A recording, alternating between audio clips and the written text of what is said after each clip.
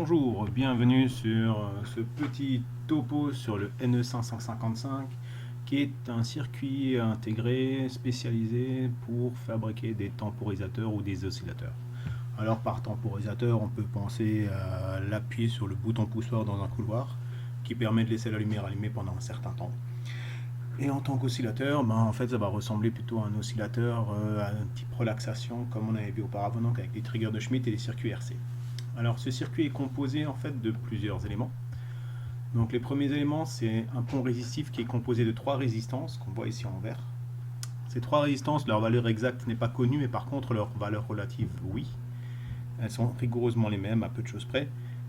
Ce qui fait que effectivement pour le comparateur 1, donc qui est celui du bas, qui est en orange, son entrée plus, donc positif, sera 1,7 volts.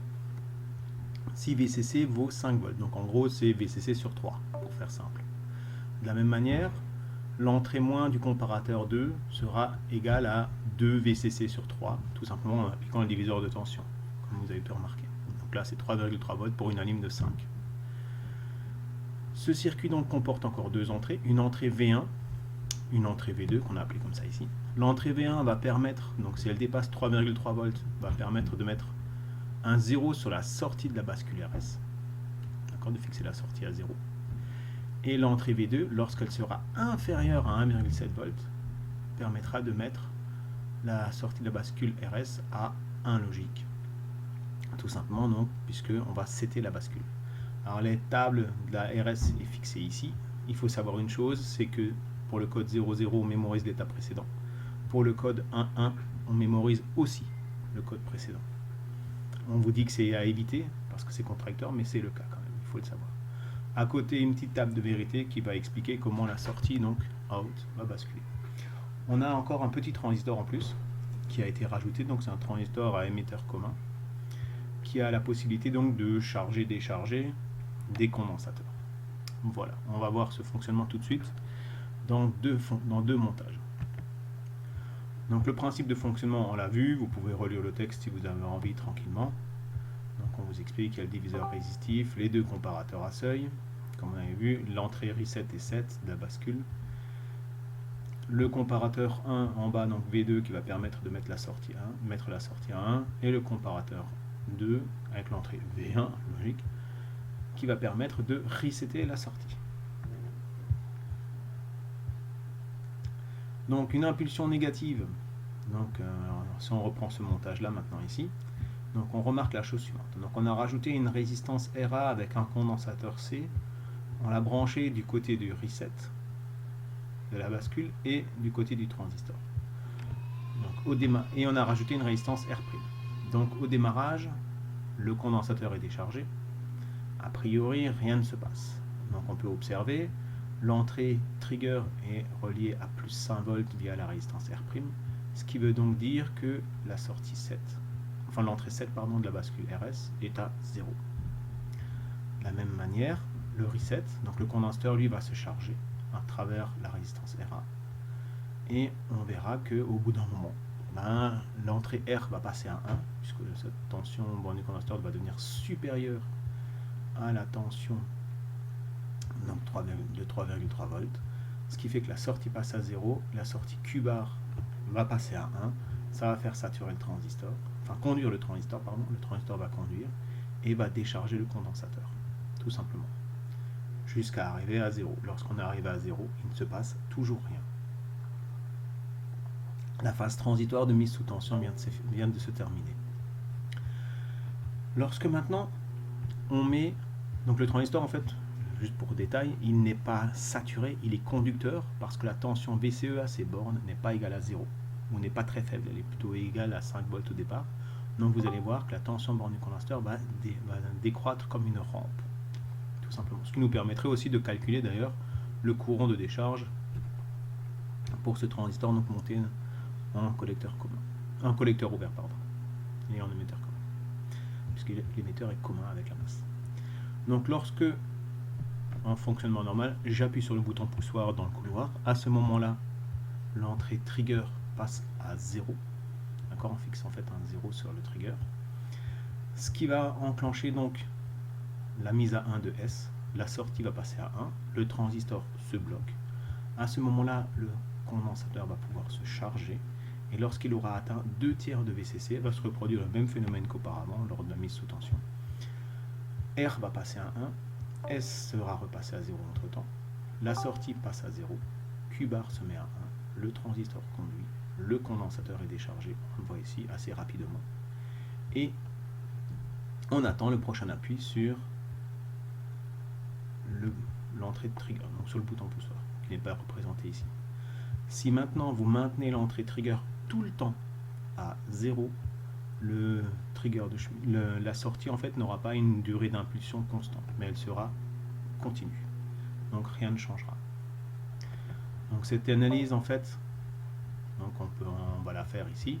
On vous explique, on va faire la charge du condensateur, donc à travers une résistance, l'équation est standard, donc la valeur finale c'est bien VCC, la valeur initiale c'était 0 V, d'où l'équation ici simplifiée. On bascule à 2/3 de VCC, donc on cherche l'égalité et on trouve que ça fait tout simplement RAC ln de 3, donc 1,1 RAC. On constate que la durée de l'impulsion en sortie est indépendante de VCC. Cette durée d'impulsion peut être très courte, de quelques microsecondes, à plusieurs secondes pour le NE555. Il est prévu pour ça.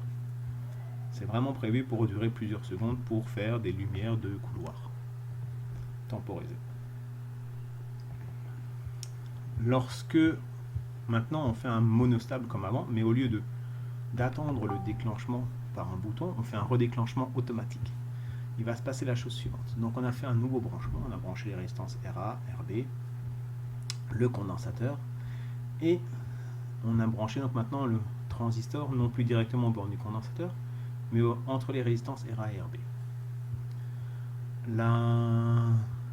Lorsqu'on met sous tension ce montage, le condensateur est déchargé, donc la tension vaut 0 V, résultat la sortie S passe à 1 instantanément. Elle va passer à 1, la sortie vaut donc 1, le transistor ici est bloqué, et le condensateur va se charger à travers les résistances RA plus RB. Donc c'est ce qu'on constate ici, on fait une charge. Alors on démarre normalement au départ de 0 V, mais on va monter, donc on monte. Arrivé à 2/3 de VCC, l'entrée R de la bascule va passer à 1, ce qui va faire passer la sortie à 0, va faire conduire le transistor, et à ce moment-là, on se rend compte que du courant va rentrer dans le transistor à travers la résistance RA, et il y a du courant qui va venir aussi du condensateur via la résistance RB. Et ça va décharger le condensateur. Alors la pente n'est pas la même, puisque la constante de temps maintenant, c'est RB fois C, d'où une constante de temps plus courte. On va décharger jusqu'à où? Jusqu'à ce que l'entrée 7 repasse à 1, ce qui est le cas lorsque on atteint 1/3 de VCC. Et ainsi de suite. Donc le cycle va reprendre, on va recommencer à charger, on redécharge, on recharge, on redécharge. On constate que la durée T1 sera toujours plus grande que T2, puisque T1 est lié à une constante de temps qui vaut RA plus RB fois C, puisqu'on charge à travers les deux résistances. Et la durée T2, elle, est liée tout simplement à RB fois C.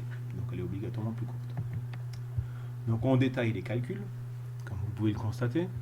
Donc on va prendre T1, la durée de charge du condensateur, on va charger de VCC sur 3 jusqu'à VCC.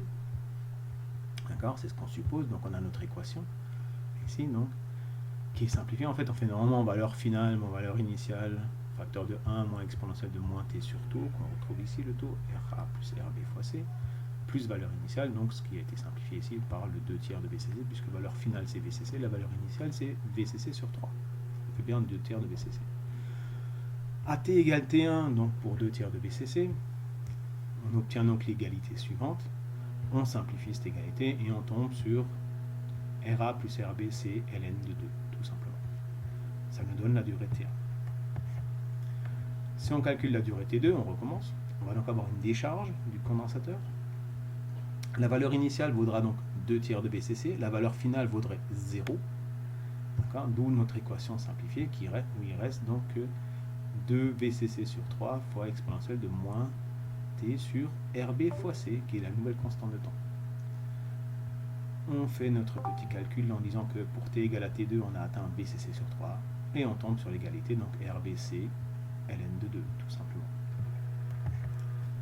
Alors si on détaille le calcul, de nouveau, on vous donne les résultats qu'on peut utiliser très bien pour faire un TP ou un projet. On peut calculer la période complète en faisant simplement la somme des constantes de temps. Et si on désire avoir un rapport cyclique variable, on peut le faire avec une petite astuce. Donc là, on a déplacé la résistance RB, comme vous pouvez le constater par rapport à avant.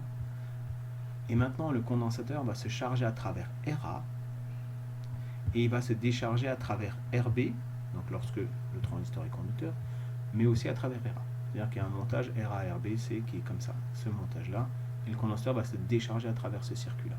Donc c'est un peu plus compliqué, mais ça permet d'avoir déjà un rapport cyclique qui change et qui peut atteindre 50%. Donc on vous donne des explications, donc on recalcule les durées, vous voyez que ça se complique un peu dans les calculs, mais c'est pas grave. D'accord, il faut faire le circuit équivalent, donc c'est un peu tordu. Plus simple pour changer le rapport cyclique, c'est de rajouter ici une diode. Et on peut même remplacer les résistances RA plus RB par un simple potentiomètre. Le curseur serait cette borne-là. Là, c'est une borne du potentiomètre, là, c'est l'autre. Et le curseur sera à cet endroit-là. Et en tournant donc le potentiomètre, on change les valeurs de RA et RB. La charge se faisant à travers RA, tout simplement, et la diode. Et la décharge, obligatoirement, à travers RB, puisque ça ne peut pas aller ailleurs. En faisant ce montage-là, ça fonctionne très bien et on arrive à avoir des rapports cycliques très variables. Voilà, je vous remercie pour votre attention en espérant vous avoir aidé. Bonne journée!